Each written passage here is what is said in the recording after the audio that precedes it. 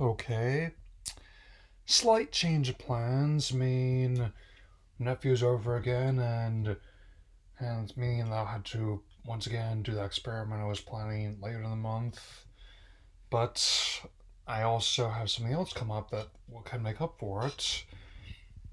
It turns out, for reasons I'll get into later in this video, oh, possibly that the Animal Crossing in New Horizons version 2.0 update, it has debuted a full day earlier than was intended to, if not longer, depending on when it went live in your area. This second major update for free updates comes alongside the Happy Home Paradise expansion as well, which will give you a which is also paid DLC, which can be bought on its own, as well as it comes as one of the perks of Nintendo Switch Online expansion pack, and that's probably what I'll be addressing later in this video. But I'm gonna be focusing on my thoughts on the Division 2.0 expansion. So let's get to it. Yeah, I honestly don't know about this whole season support early narrative that some people are trying to push. It's not. To me, I would define that something like Battleborn, which went dark earlier this year after its years of losing support. Hurt. So never got a chance to try it. And with that in mind, I'm pretty sure even if this is like the last major update, if it keeps me playing, and then so be it, because I am I'm glad to see the return of very much demanded stuff such as like Brewster in the cafe, as well as the Froggy Chair item. I'm currently working on stacking bells so I can expand my storage space again, and and because it's gonna be 700,000 bells apparently. I'm just letting you know that in advance. And the gyro is coming back. I'm definitely very pleased to see that. And then this time, before you did them up, you had to get fragments of them and then bury them. Um, so I can bear here gyroids. I think those have been MIA for a bit now. I'm glad they're finally back. And also Cap'n, the Kappa, uh, was the was the that was another character I've been want to come back for a long time, and never really got a chance to like the island tour in the original game on GameCube. Who some you could I could try more of that. It's hard to find Brewster this first time. I'm so and I actually don't. I definitely am interested in the Happy Home Paradise. Should I get a chance to try it? Given how it's basically a larger scale version of the Happy Home Designer spin-off, which like Input made some mistakes, like they claiming that was like it was like a mobile title when it was actually on 3DS. Pocket Camp's mobile title.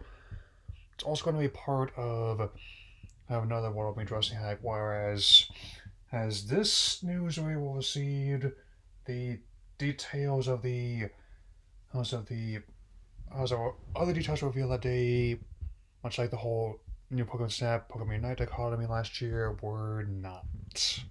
Yeah, I've been holding off addressing this until I had some time to step back and assess the situation.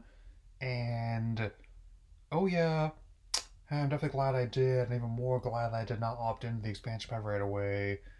I mean, because even though the going rate itself was a bit steep, where it's $50 with the expansion pack a year, or 80 if we're talking about family plan, which is a significant increase is over the previous plan. and since and on top of of the Happy Home Paradise expansion with more presumably to come as perks for this being now, given how the going rate is in line with what you expect to see from like Sony and Microsoft. Not, not mean it will get you at least a couple more consoles with this package with both Sega Genesis, it's online. I'm making, I guessing after 30 years, here's where here's like we're making peace with the console wars, man. Wars and real draw, arguably, than Nintendo 64 online. Fine. But that's mean while Genesis games, what I can gather, are actually running alright. It's the N64 games that have been met with the contention. I'm at least glad that they're revealing other titles for the near future, or not much beyond that. Even more in this, if this state of mind that I just found out was accurate. I mean, it's the issues with the existing crop here that are going to be, and I'm going to be discussing this more section. Yeah. I'd also like to make clear that emulation is not a dirty word in this house. I mean, I actually ended up reviewing some games earlier this year that would not have been possible were it not for the efforts of people who've been preserving these game systems online. And it's just that this particular execution of it has, by many accounts, left a lot to be desired. And I was also just out of curiosity, see what it would cost to put a subscription. But given how the savings would have only been at best like a couple dollars and change, I decided that I'm just gonna wait until my subscription's up in December, or to opt in, and then and even though some people are worried that they might not do anything, I think they're gonna have to if the issues are this prominent. It doesn't just reflect poorly on on the legacy, but also it's definitely the last thing that their online and service needed, given how they've always been the most reluctant to fully embrace that aspect compared to Sony and Microsoft. Not, but even one of the way they implemented these games is something even I am hard pressed to who really stick up for. I mean, and just all on the price points, when it has now become the most downvoted head Nintendo official video ever, even and worse than the infamous Japan Federation Force. Yeah. Once again, I really don't think that the article meant anything deep by the way of a Dread being emulated, because basically we're just saying this is possible. Well, now here's what's happening, but that's not what I'm talking about. You have Super Mario 64, Ocarina of Time, both all-time classics. Next, you have Dr. Mario 64, which is not my favorite Dr. Mario game. I have a soft spot for it. Alright. Mario Tennis. Even if Waluigi didn't make it in Smash, he can still be enjoyed in his first cult appearance of many. You have Mario Kart 64, or Yoshi's Story, which is also one I have soft spot for. Operation Windback of all games. Interesting choice. Nice. And one of the ones I definitely most eager to try once I get a chance to, Sin and Punishment, which never really got a physical release outside Japan, only been made available in the past digitally. So, okay. Yeah. So, here's the problems.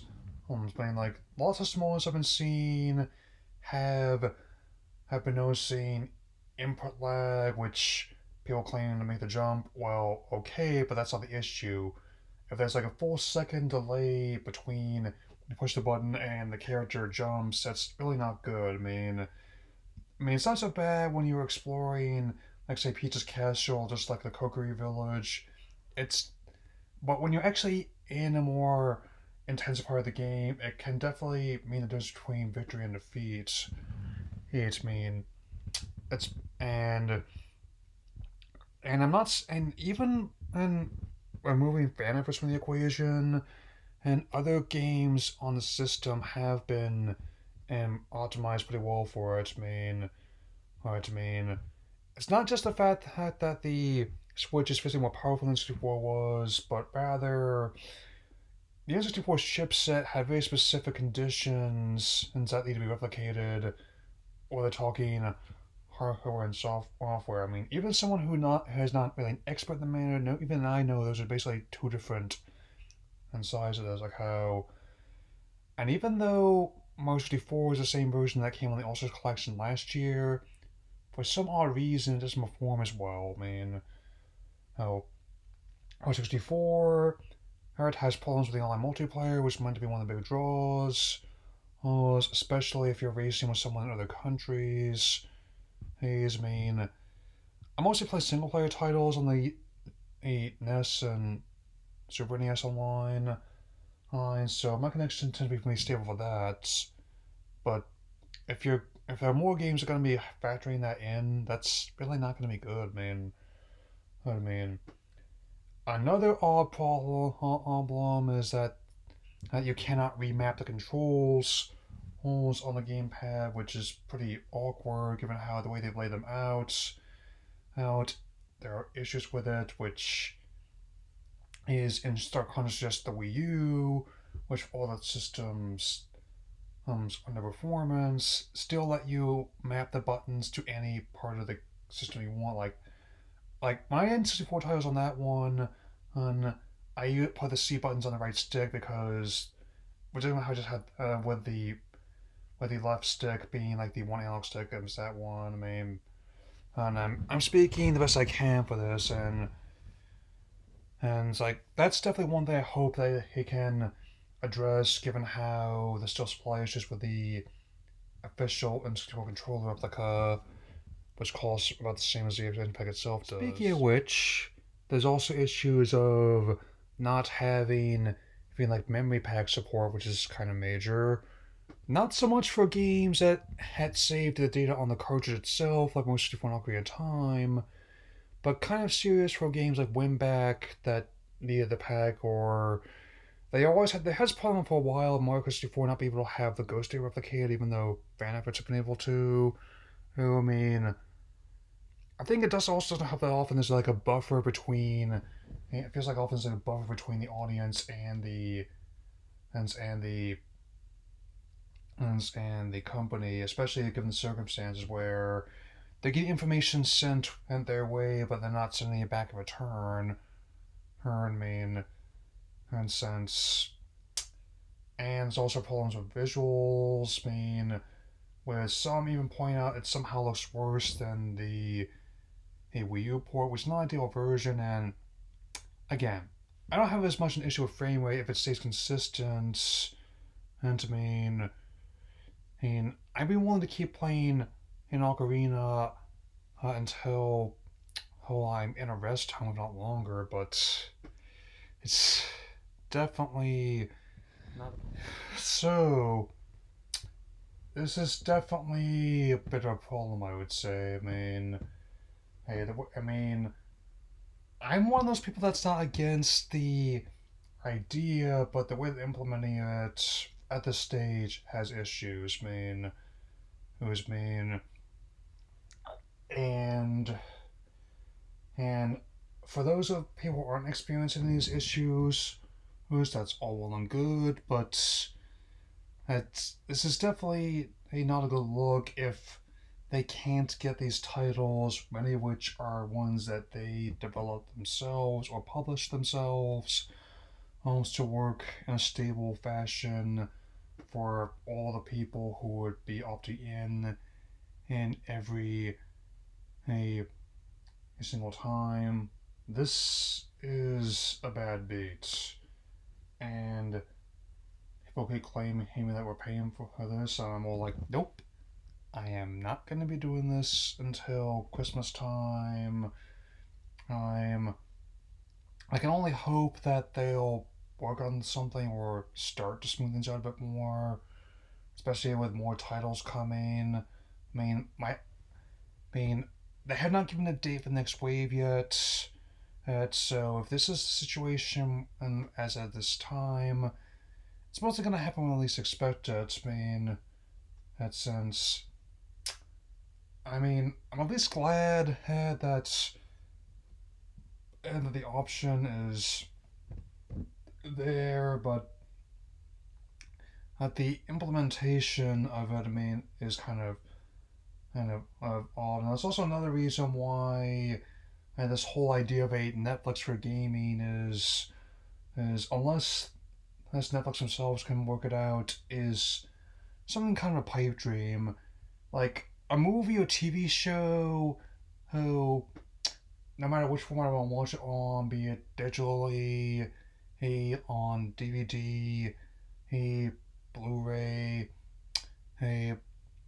streamed or downloaded, I know that the changes will not be that different, and depending on how I view it, I mean, it's still fundamentally the same movie I went to go see in the theater for a 10 spot. So, but with that in mind, and and and a game, especially ones that are kind of uncommon complex systems, do have a whole other technical hurdles to work out, and even more some licensing. So I'm not surprised that Netflix is also finally just saying, fine, and then I'll do it myself, off in their attempt to get into video games. So I guess we'll see how this pans out. I definitely not gonna keep enjoying this Animal Crossing update. I'll definitely, I depending on when I get opt in, I'll let you know about what I think about the Happy Home Paradise expansion, and as well as this expansion pack in general. And I will definitely see all again soon, because I also have a promise to keep tomorrow to an old friend later.